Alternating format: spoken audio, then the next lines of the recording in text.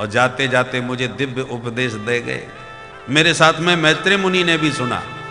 विदुर जी तुम भी सुनना चाहो तो मैत्रेय मुनि के पास जाओ। उद्धव जी चले गए बद्रीनाथ, विदुर जी पहुंच गए मैत्रेय मुनि के पास। मैत्रेय जी ने स्वागत किया, आओ विदुर जी, प्रभु ने तुम्हें याद किया था। वो कह रहे थे कि मैत्रेय मेरे द्वारा प्राप्त ज्ञान विदुर जी को जरूर सुनाना। यहीं से विदुर मैत्रेय संवाद हुआ। विदुर जी ने कहा, मैत्रेय जी कृपा करके ये बताइए, प्रत्येक प्राणी सुखी होना चाहता है, फिर सुखी होता क्यों नहीं? बल्कि देखा जाता है जितना सुख के लिए वो प्रयास करता है उतना ही दुख के दलदल में धंस जाता है। पहले किराए के मकान से रहते थे, जब मर्जी आवे लॉक करके चले जाते थे, वो मस्ती से घूमते थे, पर सोचते थे भगवान ने चाहा तो कभी हमारा भी मकान बन जाए। मकान बन गया साहब, बड़े खुश हो गए, हमारा मकान बन गया। फिर बोले मकान तो बन गया, गर्मी बहुत पड़ती है, एयर कंडीशन होना चाहिए। फिर बोले साहब मकान तो ठंडा है, बढ़िया है, बन तो शहर से थोड़ा हटके है, थोड़ा एक गाड़ी होना चाहिए आने जाने के लिए। सब जुटाते गए, सारा जुटाया सुखी होने के लिए, पर जितना जुटता गया उतना ही परेशान होते गए। अब बिजली खराब है, अब नल खराब है, और मकान फूट रहा है, और इसकी मरम्मत कराना है, और छोड़ के कैसे जाए महाराज, न जाने कब ताला तोड़ के कोई घुस जाए, मकान सूना है। फिर बोले अरे इससे तो अच्छा पहले ही बहुत बढ़िया थे भैया, ताला मारा और ये चले, कोई झंझट नहीं, मकान मालिक जाने, अपन तो किराएदार हैं, बड़ी मस्ती से रहते थे। तो सुख के लिए सब जुटाया था, बाकी सुख मिला तो नहीं, और प्रपंच में अपना पैर फंसा लिया। सुखाय कर्माणि करोति लोको नतै सुखम वान्यदुपारमम्। मैत्रेय जी कहते हैं विदुर जी महाराज, व्यक्ति सुखी तो होना चाहता है, पर सुख कहां है ये नहीं जानता। दुख के दलदल में सुख को ढूंढ रहा है। भोजनालय में जाकर के आप कहो भैया हमें लघु सिद्धांत कौमुदी चाहिए, हम व्याकरण पढ़ने आए, किताब मिलेगी? भंडारे में किताब का क्या काम भाई? और लाइब्रेरी में जाके, पुस्तकालय में जाके कहो भैया बड़ी जोड़ की भूख लग रही है, कचौड़ी समोसा जलेबी जो बने सो दो। अरे पुस्तकालय में समोसा कचौड़ी का क्या काम? सबके अलग अलग आलय हैं, कि विद्यालय है, पुस्तकालय है, भोजनालय है। जिस वस्तु की आवश्यकता हो उस आलय में जाओ। संसार है दुखालयम शाश्वतम, इस संसार के दुखालय में हम सुख ढूंढने के लिए भटक रहे हैं, कहां मिलेगा? परमात्मा से कुंती मैया ने दुख मांगा तो क्या कन्हैया ने दुख दे दिया? अरे जो वस्तु होगी वही तो दोगे, कन्हैया के पास दुख है ही नहीं। भगवान तो सुख के भंडार हैं। जो आनंद सिंधु सुख राशि, जो आनंद सिंधु सुख राशि, कर दे त्रैलोक सुपासी, कर दे त्रैलोक सुपासी। सो सुख धाम राम अस नामा, सो सुख धाम राम अस नामा, अखिल लोक दायक में श्यामा, अखिल लोक दायक में श्यामा। मंगल भवन अमंगल हारी, मंगल भवन अमंगल हारी। प्रभु सुदशरथ अजर बिहारी, प्रभु सुदशरथ अजर बिहारी।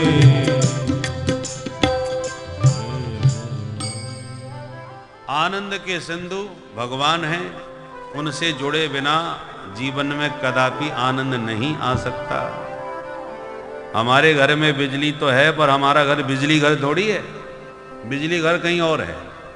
वहीं के कनेक्शन से हमारे घर में बिजली आ रही है। उसी प्रकार हम आनंद में तो रहते हैं, परंतु कब? जब आनंद सिंधु से कनेक्शन फिट होता है तब। वहां से कनेक्शन टूटते ही हम दुख के दलदल में धंस जाते हैं, फंस जाते हैं। सृष्टि के बारे में विस्तार से विदुर जी को मैत्री जी ने समझाया और कहा, भगवान नारायण के नाभि कमल से ब्रह्मा जी ने प्रकट होकर जब तप किया तो इनको सबसे पहले सृष्टि के विस्तार की सनक सवार हुई, तो सबसे पहले सनक जी पैदा हो गए। सनक, सनंदन, सनातन, सनत कुमार 4 ऋषि प्रकट हुए। चारों से कहा तुम भी सृष्टि करो, शादी विवाह करो। चारों ने कहा हम चक्कर में नहीं पड़ेंगे, हम तो सिर्फ भजन करेंगे। ब्रह्मा जी को क्रोध आ गया तो उनका क्रोध ही ब्रह्मा जी का भ्रकुटी से रुद्र रूप में प्रकट हो गया। बोल शंकर भगवान की जय। शंकर बाबा बोले हमको आज्ञा दो। बोले तुम सृष्टि करोगे? बोले कर देंगे, करके दिखाओ जरा। तो बोले बाबा ने भूत प्रेत डांकनी पिशाचनी तमाम पैदा कर डाली। ब्रह्मा जी बोले बस बस बेटा, हो गई सृष्टि, तुम शांति से भजन करो, इतनी खतरनाक सृष्टि हमको नहीं चाहिए। बोले बाबा भजन में मस्त हो गए। अब ब्रह्मा जी फिर परेशान। पहले बच्चों ने मना कर दिया हम कुछ नहीं करेंगे, दूसरे ने फालतू सृष्टि कर डाली। अब क्या करें हम? तो पुनः संकल्प करके 10 ऋषियों को प्रकट किया। मरीचि, अत्रि, अंगिरा, पुलस्त, पुलह, क्रतु, भृगु, वशिष्ठ, दक्ष और देवर्षि नारद। वाणी से सरस्वती को प्रकट किया, छाया से कर्दम ऋषि को प्रकट किया। अंत में ब्रह्मा जी ने बाएं अंग से कन्या और दक्षिण अंग से पुरुष। नाम हुआ मनु शतरूपा। ब्रह्मा जी बोले तुम दोनों मिलके मैथुन सृष्टि का शुभारंभ करो। तो मानव सृष्टि मनुष्य स्वरूपा से विस्तार को प्राप्त हुई। एक दिन मनु महाराज ने ब्रह्मा जी से कहा, हिरण्याक्ष नाम का दैत्य धरती कोई उठा के ले गया, बोलो बिना धरती के सृष्टि टिकेगी कहां? ब्रह्मा जी ने भगवान का ध्यान किया, प्रभु ये समस्या दूर करो। ध्यान करते ही छींक आई और छींकते ही ब्रह्मा जी की नासिका में से भगवान बराह रूप में प्रकट हो गए। बोल बराह भगवान की जय। बराह भगवान ने हिरण्याक्ष का वध किया, पृथ्वी का उद्धार हुआ। विदुर जी ने पूछा ये हिरण्याक्ष कौन था? मैत्री जी कहते हैं कश्यप जी का बेटा था। कश्यप जी की कई पत्नियां हैं, उनमें एक है दिति जो दैत्यों की माता जी हैं। एक बार सूर्यास्त हो रहा था और कश्यप जी संध्या वंदन कर रहे थे, इतने में उनकी पत्नी ने उनसे रति याचना करी। कश्यप जी ने कहा ऐसा घोर तमा बेला घोराणाम घोर दर्शना।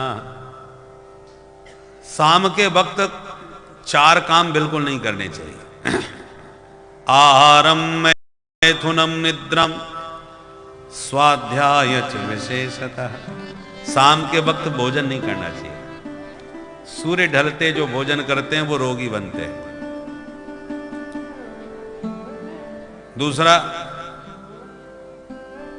सूर्यास्त के समय गर्भ धारण नहीं करना चाहिए। जो स्त्री सूर्यास्त के समय गर्भवती होगी उसके दुष्ट संतान पैदा होगी।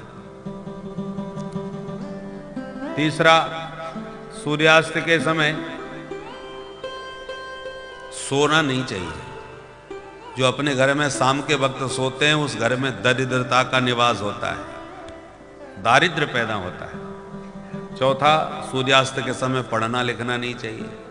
जो रटोगे याद करोगे सब भूल जाओगे। इसलिए शाम के वक्त तो प्रेम से क्रिकेट खेलो, बच्चों को पूरा आनंद लेने दो। अब शाम के वक्त ट्यूशन लगा के बैठ गए।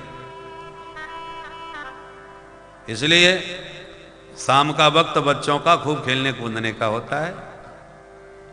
पढ़ेंगे तो सब भूल जाएंगे। स्वाध्याय मरणम भवे।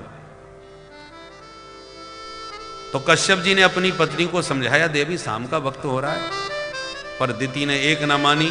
कश्यप जी ने अपनी पत्नी का मनोरथ पूरा किया। जब उनका काम ज्वर शांत हुआ तो दिति को पछतावा हुआ, स्वामी मेरे से आज बहुत गलती हो गई। कश्यप जी ने कहा गलती किया है तो अपराध का परिणाम भोगो। क्या होगा महाराज? कश्यप जी बोले अब तुम्हारे गर्भ से 2 आतंकवादी पैदा होंगे, सारी दुनिया को हिला के रख देंगे, बहुत खतरनाक होंगे। दिति डर गई, डर के मारे 100 वर्षों तक बच्चों को जन्म ही नहीं दिया। दधार वर्षाणी शतम शंकमाना सुरार्धनाथ। 100 वर्षों के बाद दिति के गर्भ से 2 खतरनाक दैत्य पैदा हो गए। नाम था हिरण्याक्ष और हिरण्यकश्यप। इतनी जल्दी बड़े हुए कि पहाड़ जैसा दोनों का विशाल शरीर हो गया। देखते ही से लोग डर जाते थे। छोटे का नाम हिरण्याक्ष। एक दिन दिग्विजय करने निकला, सारी दुनिया को जीत लिया, कोई सामने ही नहीं आया लड़ने को। स्वर्ग में गया तो देवता इसको देखते ही स्वर्ग खाली करके भाग गए। समुद्र में घुस गया, वरुण को अपमानित किया। त्रैलोक में कोई महाभट्ट नहीं मिला जो इसके सामने टिके। एक दिन नारद जी को इसने नारायण नारायण करते देखा तो बोला, हे बाबा इधर आओ, ये क्या नारायण नारायण रटते रहते हो, को लड़ना भिड़ना आता है कि नहीं? नारद जी बोले, भैया लड़ना भिड़ना तो नहीं आता, पर लड़ाना भिड़ाना खूब आता है। तुम बताओ तुम क्या चाहते हो? बोले, हमको दुनिया में कोई लड़ने वाला नहीं मिल रहा, क्या करें? नारद जी बोले, हमारा आशीर्वाद है, ढूंढना नहीं पड़ेगा, तुम्हारे पास वो खुद आएगा चल के। अंत तो गत्वा जब इसको कोई नहीं समझ में आया तो धरती को उठा के रसातल में प्रविष्ट हुआ। तब भगवान बराह अवतार लेकर के इसके पास गए और भयंकर युद्ध करके इसका वध किया, पृथ्वी का उद्धार हुआ। बोल बराह भगवान की जय। पृथ्वी का उद्धार हुआ तो पृथ्वी पर सृष्टि का विस्तार हुआ। सबसे पहले मनु महाराज की संतान का वर्णन करते हैं। 5 संतान हुई मनु महाराज के, 2 बेटा और 3 बेटी। बेटा है प्रियव्रत और उत्तानपाद, और बेटियां हुई आकुति, देवहूति और प्रसूति। पहले मझली बेटी का चरित्र सुनाया। देवहूति, जिनका विवाह कर्दम ऋषि के साथ हुआ। कर्दम जी ने तपस्या के बल पर कामक विमान तैयार किया, उसमें बैठ के दंपति विचरण किए। समय पा करके 9 बेटियों का जन्म हुआ। कर्दम जी ने कहा, देवी जी हमने अपनी शादी में शर्त रखी थी कि 1 संतान होती बाबा जी बन जाएंगे, अब तुमको 9 संतान हो गई, बेटियां संभालो, हम चले। देवहूति ने कहा, महाराज ये बेटियां हैं, इनकी शादी भी तो करनी पड़ेगी, और शादी के बाद जब बेटियां ससुराल चली जाएंगी तो मैं तो बिल्कुल अकेली रह जाऊंगी। कर्दम जी बोले, अरे हम भूल ही गए थे, भगवान ने कहा था कि हम तुम्हारे बेटा बनेंगे, और बेटा बन के भगवान यदि आएंगे तो हम जंगल में क्यों जाएं। विचार बदल गया। पुनः देवहूति गर्भवती हुई तो अब की बार इनके गर्भ से साक्षात भगवान कपिल रूप में प्रकट हो गए। बोल कपिल भगवान की जय। ब्रह्मा जी को पता चला तो दर्शन करने के लिए कर्दम जी के आश्रम में आए। नारद जी को छोड़ करके अपने 9 ऋषियों को साथ में लेके आए। ब्रह्मा जी के जो 10 ऋषि पुत्र थे उसमें 10वें नंबर के नारद जी थे जो घूमने निकल गए, बाकी 9 ऋषियों के साथ में आए। प्रभु के दर्शन पाए और जब लौटने लगे तो कर्दम जी ने निवेदन किया कि महाराज आपके साथ में 9 बेटा और मेरे घर में 9 बेटी, बढ़िया जोड़ा बन जाएगा, ना आपको भटकना पड़ेगा ना हमको। ब्रह्मा जी बोले, शुभस्य शीघ्रम, बहुत सुंदर, हमें स्वीकार है। तो अपनी 9 बेटियों का विवाह कर्दम जी ने ब्रह्मा जी के ऋषि पुत्रों के साथ कर दिया।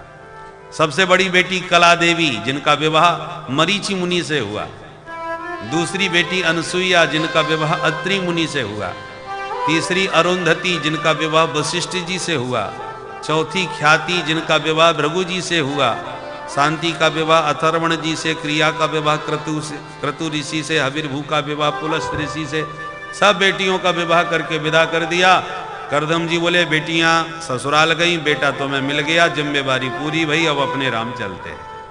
कर्दम जी तपस्या करने निकल गए।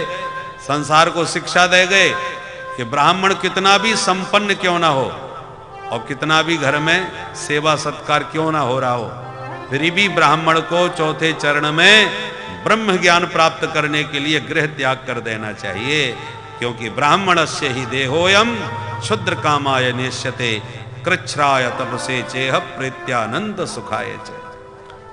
ब्राह्मण का शरीर ब्रह्म ज्ञान के लिए भगवान देते हैं, और सारा जीवन यदि नौनते लकड़ी में ही भागते बर्बाद कर दिया तो फिर ब्राह्मण बनने का क्या महत्व है।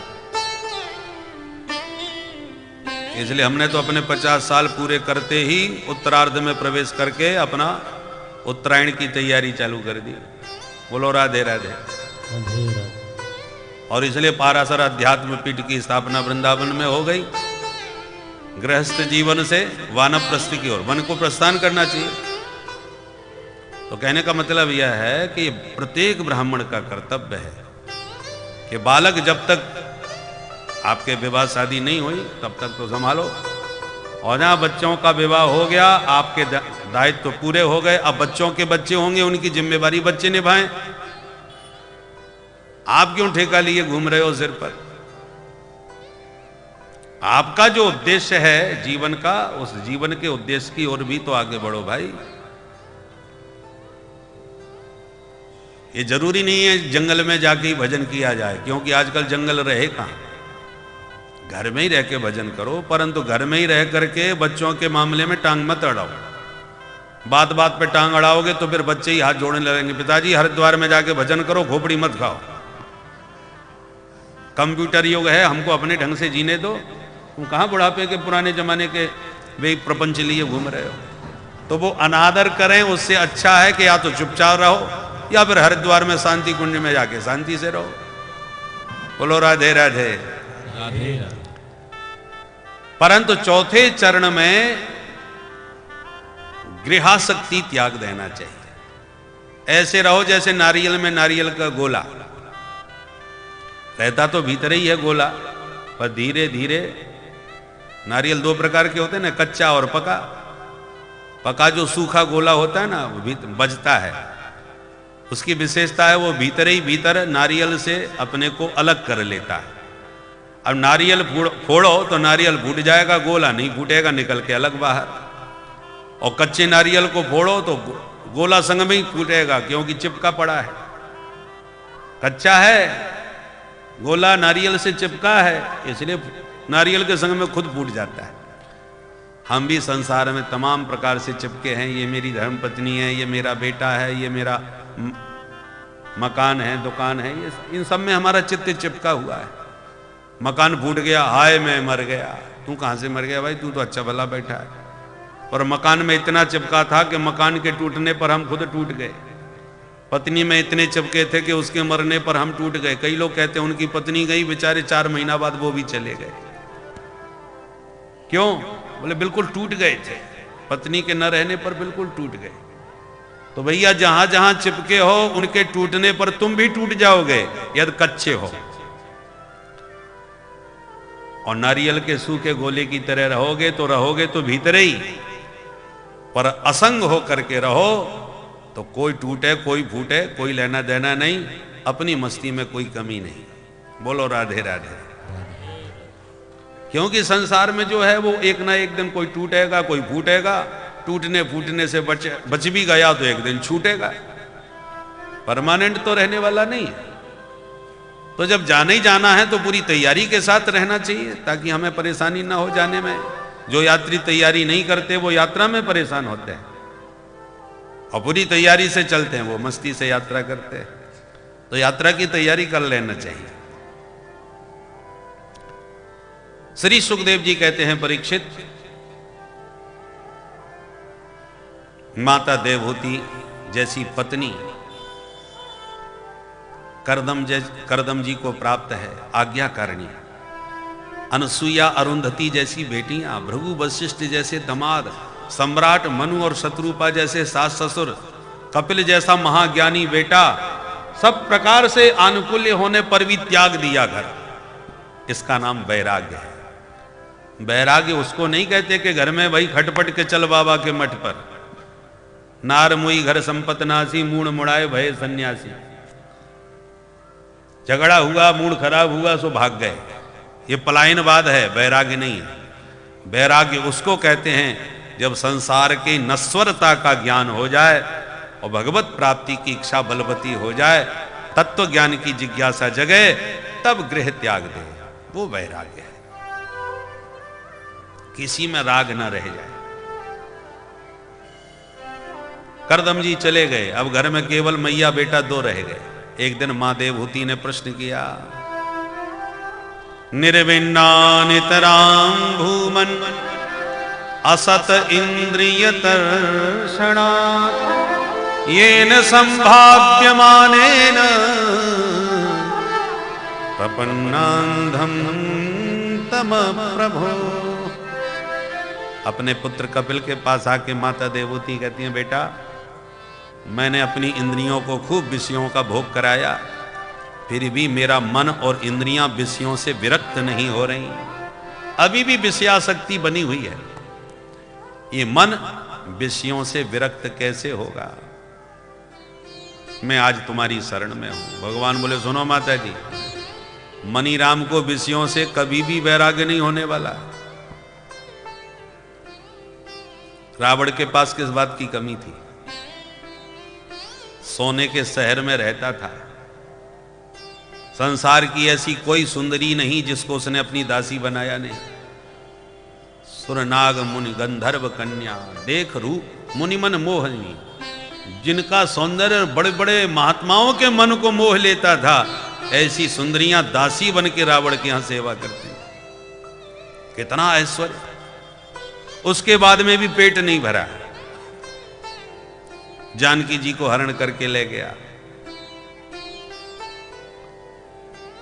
जब रावण जानकी जी को हरण करके वो अशोक वाटिका में बैठा के थोड़ा आराम करने चला गया, तो साहित्य में वर्णन आता है कि उसी समय ब्रह्मा जी का वेद पाठ करने का समय हो गया।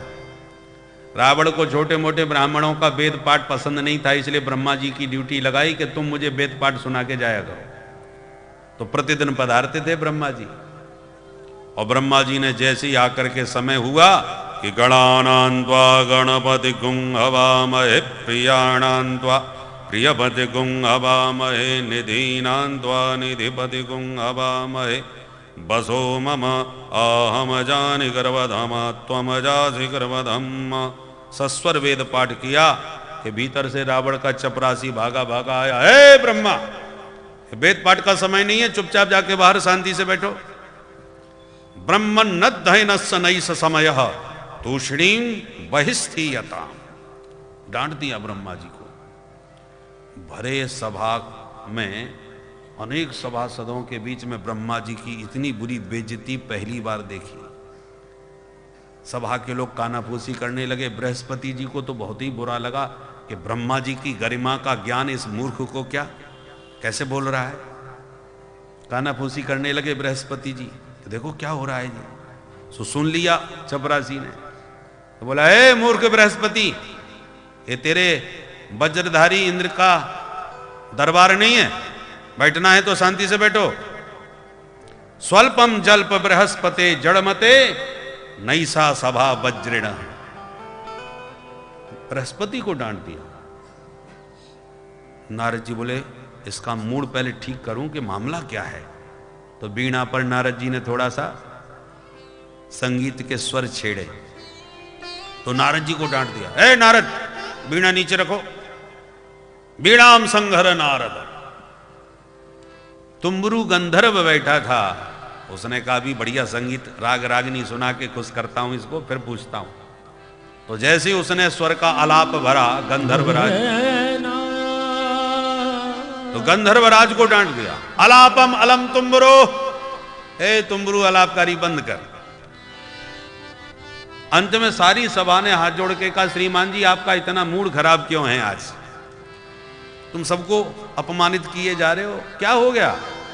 तब चपरासी कहता है, ब्रह्मन्नद्धयनस्स नैष समयः तूष्णीं बहिस्थीयताम् स्वल्पम जल्प बृहस्पते जड़मते नैषा सभा वज्रिणः वीणाम संघर नारदस्तुत कथा अलापम अलम तुम्बरो सीता रल्लक भल्ल भग्न हृदय स्वस्थो न लंकेश्वर। जानकी जी के रूप सौंदर्य ने हमारे लंकेश्वर महाराज का चित्त थोड़ा विचलित कर दिया है, इसलिए वो खिन्न है। खबरदार जो किसी ने उनके विश्राम में विक्षेप डाला तो ये ठाट हैं दशानन लंकेश्वर के। शंकर जी को समय पर स्वयं आके कहना पड़ता था, भैया जी पूजा का समय हो गया, हमारी पूजा कर लो। किसी ने शंकर जी से कहा, आप अपने चेला से इतना क्यों डरते हो? पूजा करने उसे बुलवाओ, तुम क्यों आते हो? शंकर जी ने कहा भैया रावण जैसा चेला मिले तो यही करना चाहिए। एक बार हमारे घर आया था हमारी पूजा करने के लिए, पूजा कम करी, पूरा हमारा घर ही हिला के चला गया, पूरा कैलाश उठा लिया इसने। तो ऐसे आतंकी जब चेला बने तो उन्हीं के घर जाके पुजवा लो, उनको अपने घर में कभी मत बुलाओ। इसलिए शंकर बाबा कहते हम ही चले आते हैं इसके पास। और कितना ऐश्वर्य संपन्न है दशानन लंकेश्वर, पर इसके बाद भी उसका मन भरा नहीं, पेट नहीं भरा, अभी भी वासना शेष है और चाहता है। मन का पेट कभी नहीं भर सकता। एक ही उपाय है कि मन में मनमोहन को बैठा लो, तभी ये मन तृप्त हो सकता है। मन में कैसे बैठेंगे मनमोहन? बोले उसका सरल उपाय एक ही है, जिसके मन में माधव बैठ गए हों ऐसे सिद्ध संतों के चरणों से जुड़ जाओ तो वो तुम्हारे मन में भी उनको बैठा देंगे। बिजली का तार जिसने पकड़ रखा है उसको करंट लग गया।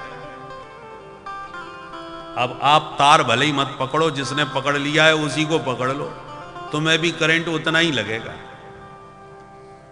उसी प्रकार आप भगवान को नहीं पकड़ सकते तो मत पकड़ो, जिसने भगवान को भली भांत पकड़ रखा है तुम उसी को पकड़ लो, तुम्हें भी भगवान अपने आप प्राप्त हो जाएंगे।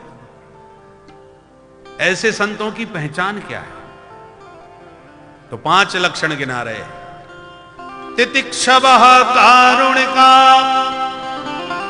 सुहृदः सर्वदेहिना अजात शत्रव शांता साधव साधुभूषणा। ये साधुओं के लक्षण हैं। तितिक्षु होते हैं सहनशील, अत्यंत करुणा से भरे होते हैं, जीव मात्र पर कृपा करते हैं, किसी को कभी अपना दुश्मन नहीं मानते, अजात शत्रु होते हैं। ऐसे सिद्ध संतों के सत्संग से भगवान के दिव्य गुणगण सुनने को प्राप्त होते हैं। और जब डूबे हुए महापुरुष जब भगवान के गुण गाते हैं तो वे कान के द्वारा प्रभु हमारे हृदय में ही उतर आते हैं। इसलिए गीली लकड़ी बरसात में नहीं जलती, आग नहीं पकड़ती, पर जहां खूब आग ज्वलित हो रही हो, प्रज्वलित अग्नि हो, प्रचंड अग्नि जल रही हो, तो गीली सूखी कैसी भी लकड़ी डाल दो उसे आग पकड़ना ही पड़ेगा, अपने आप जल उठेगी। सूखे के संपर्क में आके गीली लकड़ी भी जल उठती है। ऐसे हमारा विषयी मन भगवत प्रेम से पूर्ण नहीं होता, तो जो भगवान के प्रेम में पगे हुए संत हैं उनके संग से जुड़ जाओ, तुम्हारा मन अपने आप भगवत प्रेमी बन जाएगा। संगत की रंगत जीवन में आती है, संतन के संग लाग रे तेरी अच्छी बनेगी। इसलिए संतों ने कहा भक्त 3 प्रकार के बतलाए। जो मंदिर की मूर्ति में ही भगवान को देखते हैं वो सामान्य हैं, जो संतों में भगवान को देखते हैं वो मध्यम हैं, और जो मनुष्य मात्र में भगवान को देखते हैं वो उत्तम हैं, और जो कीट पतंग पशु पक्षी में भी भगवान को देखते हैं वे तो निर्गुण भक्त कहलाते हैं। अष्टांग योग का वर्णन किया कपिल भगवान ने। यम, नियम, आसन, प्राणायाम, प्रत्याहार, धारणा, ध्यान, समाधि, सबका रहस्य विस्तार से समझाया। देवहूति मां गदगद होके बोली बेटा तेरे जैसे ब्रह्मज्ञानी को पेट में रखा, मैं तो आज धन्य हो गई। भगवान के प्रेम में डूब के माता देवहूति की स्थिति इतनी ऊंची हो गई कि वो सरिता में परिणत हो गई। और मां से विदा लेके कपिल भगवान सागर तट पर गए। आज भी गंगा सागर में कपिल भगवान विराजमान है। बोल कपिल भगवान की जय। मनोस्तु शतरूपायां तिस्रः कन्याश्च जग्गिरे आकुतिर्देवहूतिश्च प्रसूतिरिति विश्रुता। आपने मझली बेटी की कथा सुनी। अब बड़ी बेटी आकुति का विवाह रुचि प्रजापति के साथ में होगा, जिनके घर में साक्षात यज्ञ नारायण पधारे। और सबसे छोटी जो तीसरी बेटी है प्रसूति, इनका विवाह दक्ष प्रजापति से हुआ, जिनसे 16 कन्याओं का जन्म हुआ। इन 16 बेटियों में 13 बेटी धर्म को ब्याही, एक बेटी पितरों को ब्याही, एक बेटी अग्निदेव को ब्याही और एक बेटी दक्ष ने भगवान भोलेनाथ को ब्याही, जिनका नाम है सती देवी। और सबके संतान वही, पर सती के संतान नहीं हुई। क्यों नहीं हुई? बोले एक बार जब दक्ष प्रजापति बनाए गए तो उनके स्वागत समारोह में सभी ने उनके आने पर खड़े होकर उनका अभिनंदन किया, पर भोले बाबा खड़े नहीं हुए तो दक्ष का मूड खराब हो गया। 50 गाली दी और दक्ष ने शाप दे दिया शंकर जी को, आज के बाद किसी यज्ञ में इस शंकर को भाग न दिया जाए। नंदीश्वर का मूड खराब हो गया। महादेव की महिमा को जाने बिना तुम्हारी इतनी हिम्मत, जब से आए हो बड़बड़ाए जा रहे हो, हम भी दक्ष को शाप देते हैं, इसको बकरे का मुंह लग जाए। दक्ष के पक्ष में भृगु जी उठ के खड़े हो गए, ए नंदीश्वर, ससुर दमाद की आपसी लड़ाई में तू बीच में क्यों बोलता है? मैं भी साथ देता हूं, शिव जी के गण पाखंडी हो जाएं। तो शिव जी के गण सब उठ करके खड़े हो गए, बुढ़े बाबा, हमको पाखंडी बोलता है, हम भी साथ देते हैं तेरे जैसे चाटुकार ब्राह्मण भिखमंगा हो जाएं, सर्वभक्षी हो जाएं। भोले बाबा ने देखा ये स्वागत समारोह हो रहा है या साप समारोह हो रहा है? सब एक दूसरे पर बरसते जा रहे हैं, गड़बड़ सब हमारी वजह से हुआ है तो हम ही खिसक जाते हैं। भोले बाबा तुरंत अपने गणों को लेके कैलाश को प्रस्थान कर गए। बोल शंकर भगवान की। पर दक्ष का क्रोध शांत नहीं हुआ। समय आने पर इसने गंगा तट हरिद्वार में जाके भव्य यज्ञ किया। दुनिया भर के देवता बुलाए पर महादेव को कोई निमंत्रण नहीं दिया। भोले बाबा पर तो कोई इसका फर्क नहीं पड़ा, परंतु देवांगनाएं जब इसके यज्ञ में दिव्य श्रृंगार करके जाने लगी, सती जी को पता चल गया। सती जी ने पूछा, बहनाओ सब कहां जा रही हो? देवांगनाओं ने कहा, बहन तेरे घर में बड़ा विशाल यज्ञ हो रहा है, तू ससुराल में जमी बैठी है अभी तक, पिताजी ने बुलाया नहीं क्या? सती जी के तो होश उड़ गए। मायके में महोत्सव और हमको पता तक नहीं, ये कैसे हो गया? चलो चलो बहन, मैं भी बस निकल ही रही हूं। सती जी ने और सबको विदा कर दिया, पर मन में एक बड़ा द्वंद्व खड़ा हो गया। भोले बाबा बिना चिट्ठी के नहीं जाएंगे, चिट्ठी आई नहीं है, कारण क्या है पता नहीं है, चलो चल के देखती हूं। सती जी ने भोले बाबा के जोड़ जोड़ से चरण दबाने चालू किए। भोले बाबा नेत्र खोल के मुस्कुरा के बोले, देवी जी क्या बात है? सती जी बोली, कोई बात नहीं महाराज, पति की सेवा करना पत्नी का धर्म है, मैं तो अपना धर्म निभा रही हूं। भोले बाबा ने कहा, वो तो ठीक है, परंतु आज कुछ ज्यादा ही धर्म निभा रही है, सच बताओ तुम्हारे मन में क्या चल रहा है? तब सती जी ने मन की बात कही। प्रजापतेस्ते स्वसुरस्य सांप्रतम निर्यापितो यज्ञ महोत्सव किल। प्रजापतेस्ते स्वसुरस्य सांप्रतम निर्यापितो यज्ञ महोत्सव किल। वयं च तत्राभिसराम वामते, वयं च तत्राभिसराम वामते। यद्यर्थितानि विबुधा व्रजन्ते, यद्यर्थितानि विबुधा व्रजन्ते। प्रजापतेस्ते स्वसुरस्य सांप्रतम, प्रजापतेस्ते स्वसुरस्य सांप्रतम। सती जी ने कहा, महाराज देखो ये जितने विमान हैं सब आपकी ससुराल में जा रहे हैं, क्योंकि प्रजापति महाराज आपके ससुर जी ने बहुत विशाल यज्ञ किया है। भोले बाबा सब समझ रहे हैं, देखो इनकी भाषा। हमेशा तो कहती थी मेरे मायके में मेरे पिताजी ने ऐसा किया, पर आज भाषा बदली हुई है। तुम्हारे ससुर जी ने तुम्हारी ससुराल में बहुत बड़ा एक यज्ञ किया है, आप नहीं चलोगे क्या महाराज? भोले बाबा ने कहा, कोई चिट्ठी आई थी क्या? आप सती जी डरी। देखो महाराज भेजी तो जरूर होगी, ऐसा हो ही नहीं सकता देव बुलाए जावे और महादेव को कोई भूल जावे। अरे सबसे पहले चिट्ठी आपको भेजी होगी, पर कभी कभी डाक मिस हो जाती है। नहीं आई कोई बात नहीं, घर की बात है। बोले बाबा ने कहा वैसे तो कोई बात नहीं थी देवी जी, परंतु लगता है उनके मन की गांठ अभी निकली नहीं है। उस दिन हम उनके स्वागत समारोह में हम खड़े नहीं हो पाए तो 50 गाली उस दिन सुनी, और लगता है वो अभी भी उनके मन से बात नहीं निकली। सती जी ने कहा अच्छा ये मामला है, ससुर दमाद में खटपट चल रही है, हमें पता ही नहीं है।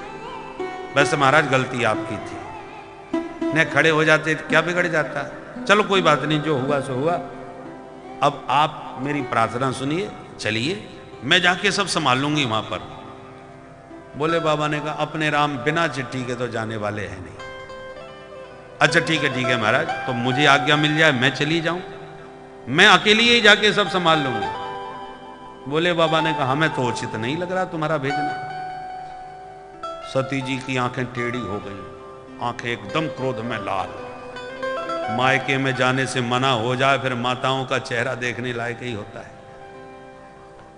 बोले बाबा समझ गए मामला ज्यादा खतरनाक लग रहा है। अच्छा ठीक है देवी, जो तुम्हें उचित लगता हो वो करो।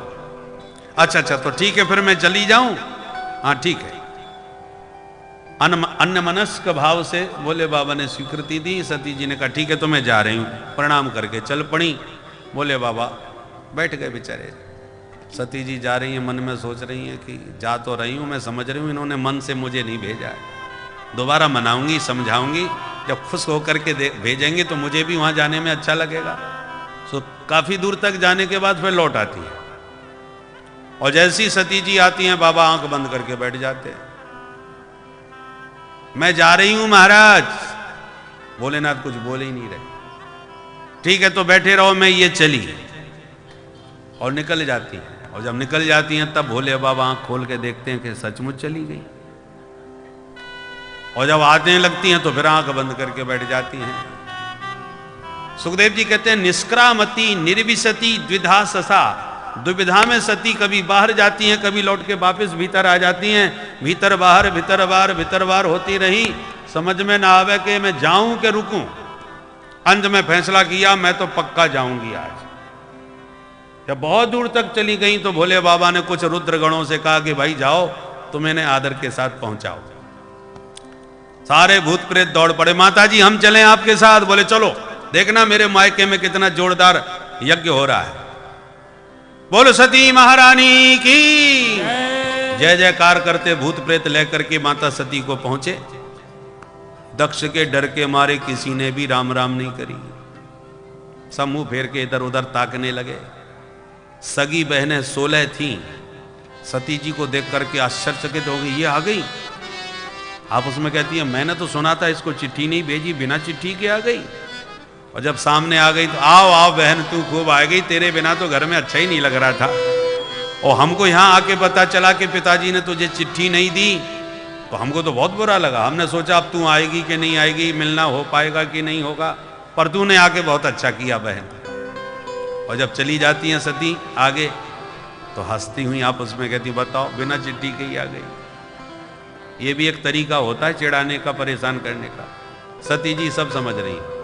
खैर मुझे क्या मतलब, मायके में महत्व तो माता जी का होता है, माँ है तो मायके का आनंद है। सती के न आने से हृदय में यदि पीड़ा थी तो केवल उनकी माता जी के। अरे इतना बड़ा उत्सव हो रहा है, बिटिया नहीं आई, दामाद भी नहीं आया, किसको भेजूं, कैसे बुलाऊं। बेचारी परेशान थी, व्यग्र थी, कितने में बेटी को आता देखा, खुशी के मारे खिल गई, तुरंत अपनी पुत्री को हृदय से लगा लिया। सादर भलय मिली एक माता, सादर भलय मिली एक माता, भगनी मिली बहुत मुस्काता, भगिनी मिली बहुत मुस्काता।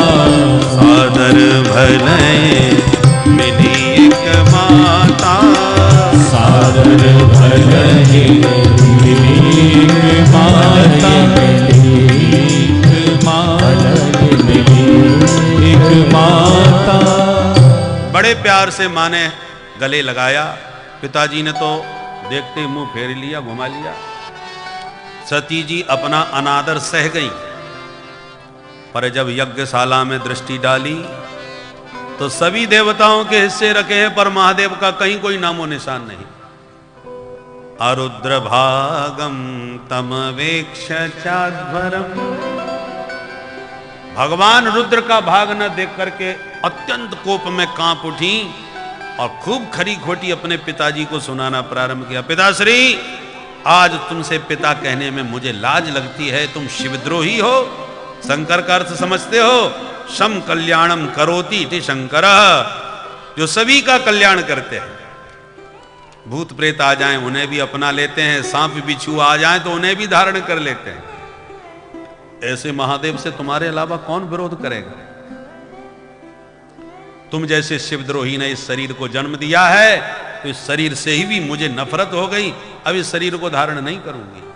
और यूं कह के योगाग्नि में तुरंत यज्ञशाला में अपने शरीर को भस्म कर दिया। बोल सती महारानी की। जैसी माता सती ने शरीर त्यागा, भूत प्रेत उपद्रव करना चालू कर दिए, मारो काटो चिल्लाने लगे। यज्ञाचार्य भृगु जी ने ऐसा मंत्र पढ़ा, यज्ञ कुंड से देवता प्रकट हो गए, जिन्होंने मार मार के भूत प्रेतों को भगा दिया। नारद जी ने दौड़ लगाई भगवान भोलेनाथ के पास। भोलेनाथ, गजब हो गया। क्या हुआ? बोले जैसे हम थे सरकार वैसे ही आप हो गए। मतलब ये है कि माता सती गई थी पिताजी से मिलने के लिए। दुष्ट दक्ष ने बेटी को गले लगाना तो दूर रहा, देखते ही इतना जोर का धक्का मारा कि बेचारी हवन कुंड में गिर गई। संवाददाताओं की अपनी अपनी शैली होती है कि खबर कैसी चटपटी बनाई जाए। नारद जी ने ऐसी चटपटी खबर बना के सुनाई कि महादेव कुपित हो गए, जटा उखाड़ करके पटक दी। वीरभद्र प्रकट हो गए, आदेश दिया दक्षम सयज्ञम जही, वीरभद्र जाओ यज्ञ सहित दक्ष को भस्म कर दो, समाप्त करो। वीरभद्र विकराल काल बन के चले, भूत प्रेत पीछे पीछे चल पड़े। भयंकर तूफान आ गया, चारों तरफ तूफान का साम्राज्य देख के देवता सब घबरा गए। आंधी कैसी, जो भगवान रुद्र के गण दिखाई पड़े सो घबरा गए। लगता है भगवान रुद्र हो गए भयंकर क्रुद्ध, अब कोई नहीं बचेगा, भागो। भगदड़ मची। वीरभद्र ने आदेश दिया, पकड़ो, एक न जाने पावे। जिसने भी यज्ञ में भाग लिया है वो भाग लेके ही भागेगा, खाली हाथ कोई नहीं जाएगा। जितने देवी देवता थे सबको पकड़ पकड़ के रस्सियों से बांधना चालू किया। कोई भंडार गृह में भूत प्रेत घुस गए, कोई खीर के कुंड में कूद कूद के हर हर महादेव, पूरा खीर और मालपुआ सब चौपट करके रख दिया। हमारा सब भंडारा तहस नहस कर डाला, यज्ञशाला को उखाड़ करके नष्ट भ्रष्ट कर डाला। भृगु जी की दाढ़ी पकड़ के खींच डाली हवन में स्वाहा। दक्ष को पटक करके मुंडी मरोड़ करके सिर उखाड़ करके स्वाहा। सबको अंग भंग करके भगा दिया। सारा यज्ञ विध्वंस करके भोले बाबा के दूत गण सब चल दिए। बोल शंकर भगवान की जय। सब चौपट करके चले गए। खंडित देवता रोते रोते ब्रह्मा जी के पास पहुंच गए। हे विधाता, जिंदगी में बड़े बड़े यज्ञ देखे पर ऐसा आज तक नहीं देखा। यज्ञ में अपना भाग लेने गए थे, मिला जुला कुछ नहीं, हमारा ही भाग और चला गया। ब्रह्मा जी ने कहा, बिना विचारे जो करे सो पाछे पछताए। यज्ञ में भाग मुझे भी मिला था पर मैं नहीं गया, क्योंकि हमारे महादेव नहीं गए और इसलिए नारायण भी नहीं गए। और जब हम ब्रह्मा विष्णु महेश तीनों नहीं गए तो तुम क्यों चले गए? सभी ने कान पकड़े, अब खाई सो खाई, आंखें खाई तो राम दुहाई। जिंदगी में दोबारा ऐसी गलती नहीं करेंगे। ब्रह्मा जी बोले चलो माफी मांगो। भगवान भोलेनाथ आशुतोष हैं, माफ कर देंगे। सबको लेके शंकर जी के पास ब्रह्मा जी स्वयं आए। ब्रह्मा जी को देखकर शंकर बाबा ने पिता तुल्य मान के प्रणाम किया। देवताओं ने देखा मूड कुछ ठीक है, तो सारे देवता चरणों में गिर के महादेव को मनाने लगे। कर्पूर गौरम करुणावतारम कर्पूर गौरम करुणावतारम संसार सारम भुजगेंद्रहारम संसार सारम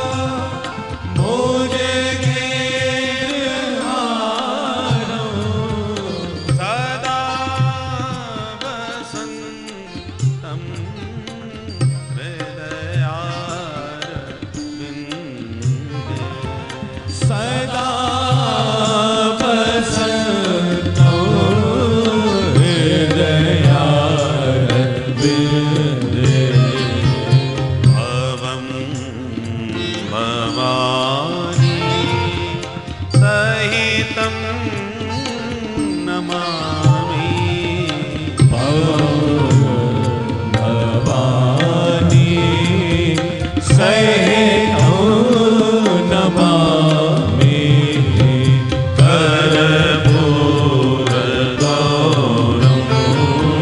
कर्पूरगौरं।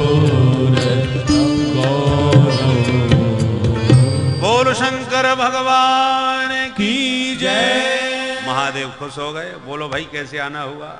सबने अपनी अपनी दुर्दशा दिखाई। भृगु जी ने कहा मेरी तो सारी दाढ़ी उखाड़ डाली महाराज। बोले बाबा ने कहा जाओ भृगु जी आपको बकरे जैसी थोड़ी सी दाढ़ी लग जाएगी। भृगु जी ने कहा ठीक है महाराज हम तो फ्रेंच कट से ही काम चला लेंगे पर दाढ़ी होना जरूर चाहिए।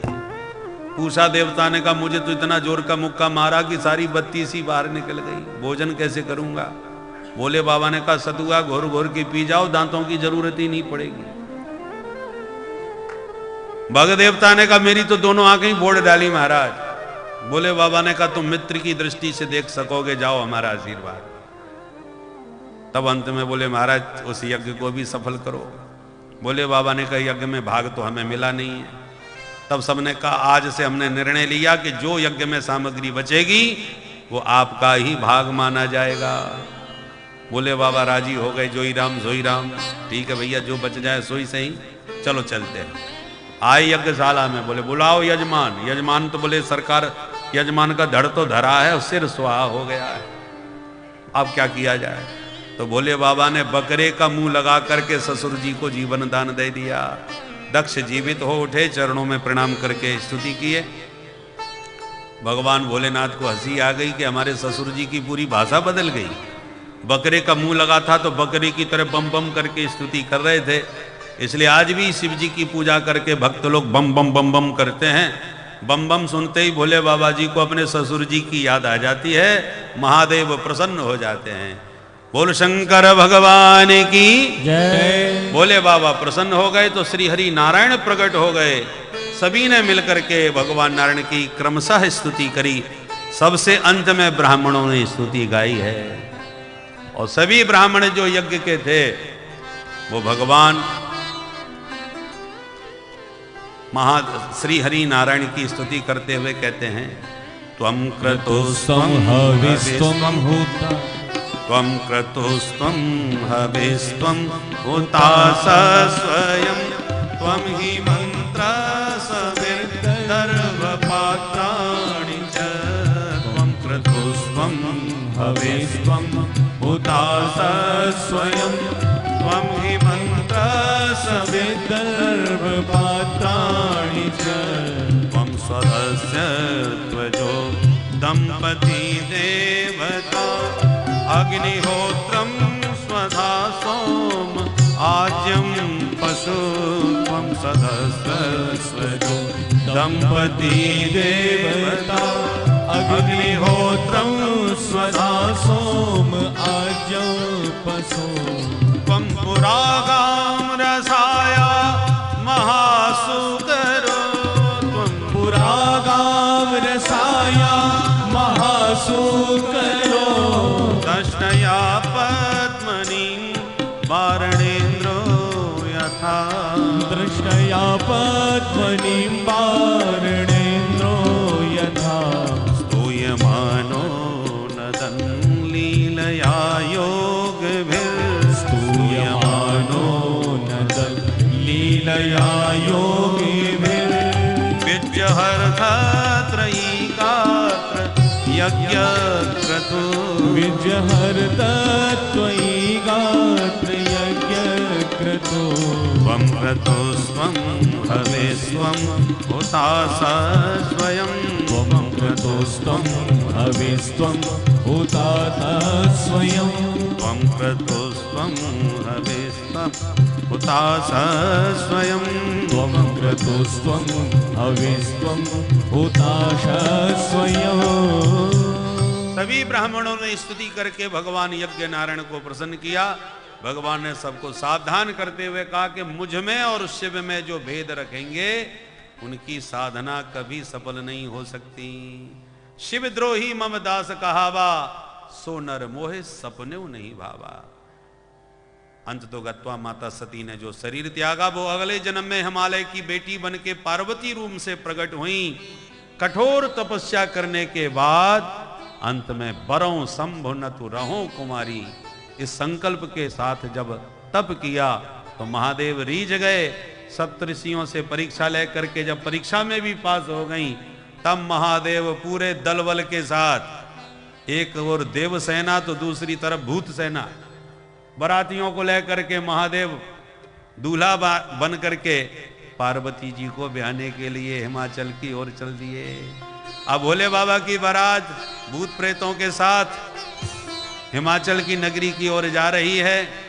हम लोग भी महादेव की इस बारात में सम्मिलित होकर के भवानी और भव का स्वागत करेंगे, दूल्हा दुल्हन का आदर करेंगे। भवानी शंकरौ बंदे श्रद्धा विश्वास रूपिणौ, दोनों ही जगत के माता पिता हैं। ऐसे दिव्य दंपति का हम लोग दर्शन भी करेंगे और पूजन भी करेंगे।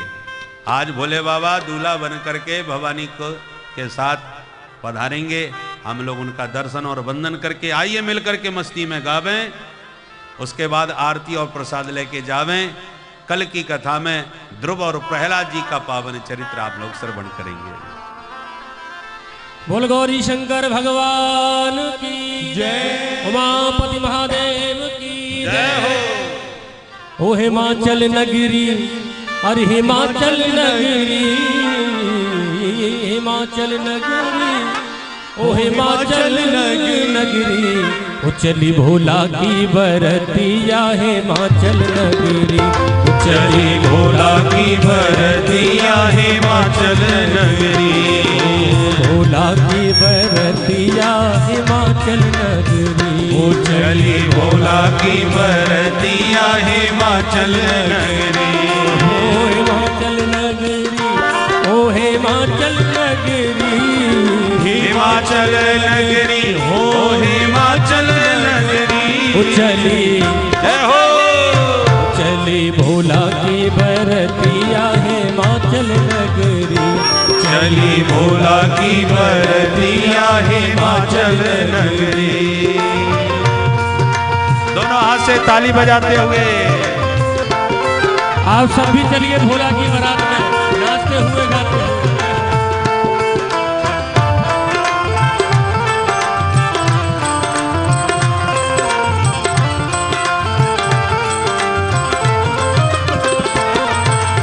आगे आगे पूजित देवता वाहन विविध विराजे, आगे आगे विविध देवता वाहन विविध विराजे, अरे आगे आगे, ओ आगे आगे पूजित देवता वाहन विविध विराजे, आगे आगे विविध देवता वाहन विविध विराजे, और पीछे शिव जी अजब वेश में, आहा ओहो आहा, पीछे शिव जी अजब वेश में विकट बराती साजे, ओ पीछे शिव जी अजब वेश में अजब बराती साजे,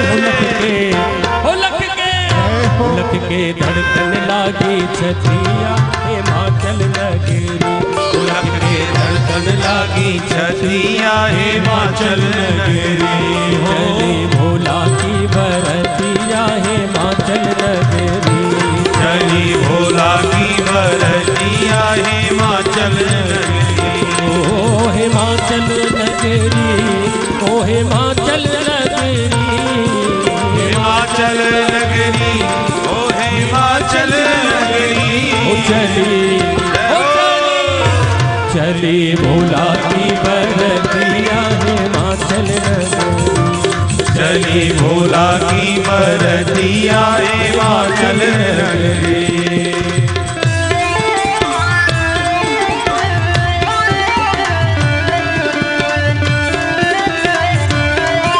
बोल दुल्हा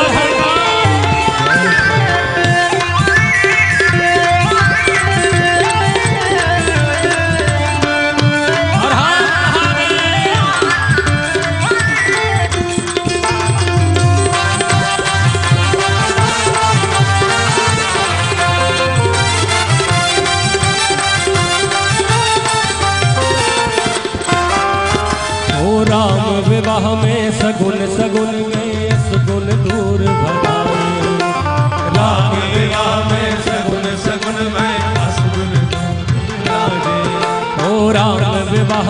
सगुन सगुन भय असगुन दूर भगाए हो। राम विवाह में सगुन सगुन भय असगुन दूर भगाए। और शिव विवाह में बने बराती, जय हो। शिव विवाह में बने बराती असगुन सब ही आए।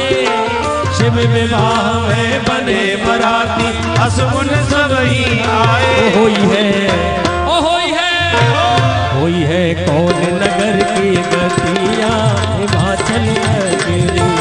हुई है कौन नगर की गतियाँ हिमाचल नगरी। ओ हिमाचल नगरिया हिमाचल नगरी। ओ हिमाचल नगरी ओ हिमाचल नगरी। चली जय हो। चली भोला की बरतिया हिमाचल नगरी। चली भोला की बरतिया हिमाचल नगरी। दोनों हाथ से ताली बजाते हुए गाएं।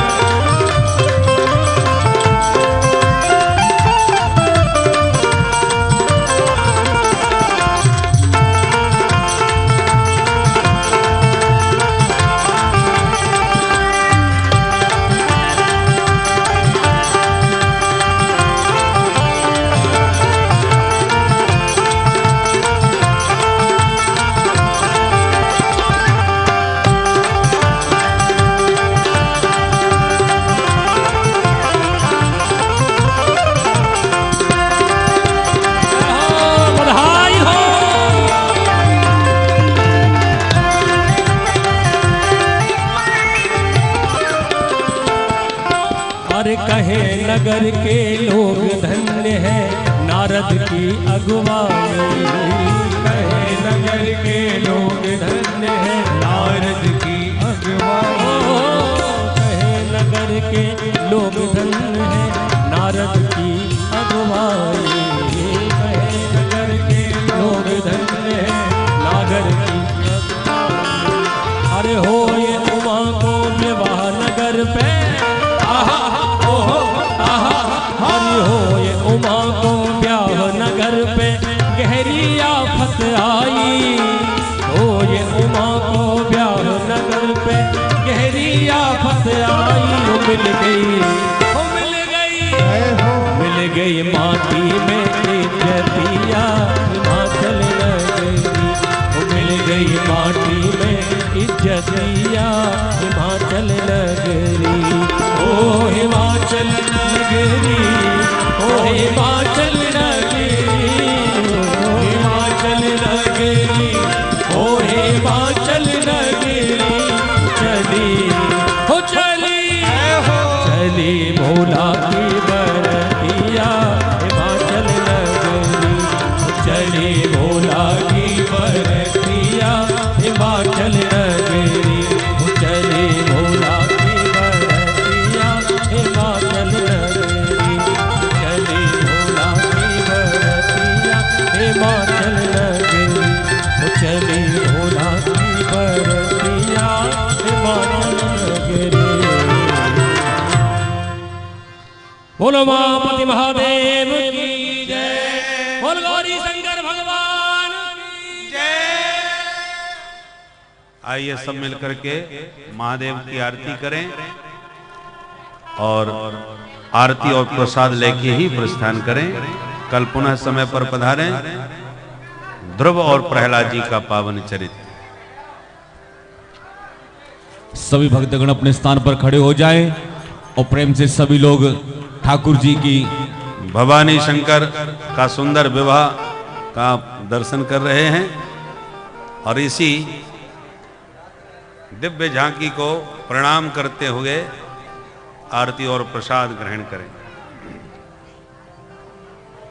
हरि ओम ज्वाला मालिन्यै नमः रत्नेश्वर्यै नमः। हरि ओम चंद्रमा मनसो जात चक्षोः सूर्यो अजायत श्रोत्राद् वायुश्च प्राणस्य मुखादग्निरजायत।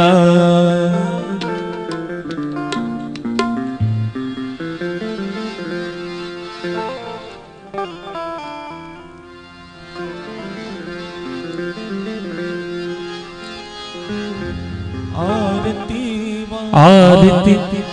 आरती अति पावन पुराण अरे आरती अति पावन पुराण की धर्म भक्ति विज्ञान ध्यान अरे धर्म भक्ति विज्ञान धाम की महापुराण भागवत निर्मल महापुराण भागवत निर्मल शुक मुख विगलित निगम कल्प फल शुक मुख विगलित निगम कल्प फल परमानंद सुधारस में कल परमानंद सुधारसमय कल लीला आरती दिवस दान अरे आरती अति पावन पुराण की कलिमल मथन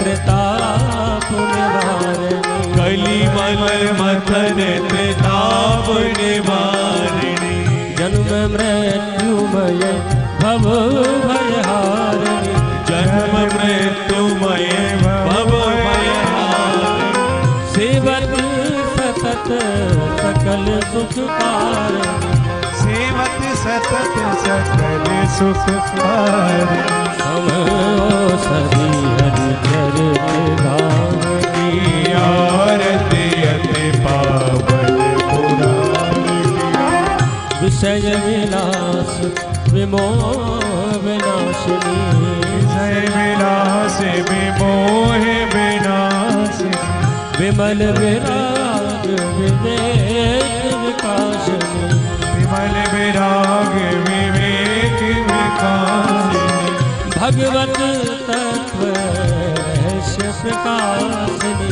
भगवत तत्व रहस्य प्रकाशिनी परम ज्योति परमात्म ज्ञान की आरती अति पावन पुराण की परमहंस मुनि मन उल्लासिनी परमहंस मुनि मन उल्लासिनी रसिक हृदय रसरास विलासिनी रसिक हृदय रसरास विलासिनी भुक्ति मुक्ति रति प्रेम सुदासिनी मुक्ति मुक्ति रति प्रेम सुधासिनी तथा किंचन प्रिय सुधान की आरती अति पावन पुराण की धर्म भक्ति विज्ञान ध्यान धर्म भक्ति विज्ञान की धर्म भक्ति विज्ञान ध्यान की धर्म भक्ति विज्ञान खान की आरती अति पावन पुराण की आरती अति पावन पुराण की आरती अति पावन पुराण आरती अति पावन पुराण की पावन पुराण हरि ओम माधव शांतिरंतर जगुम शांति हे पृथ्वी शांतिरा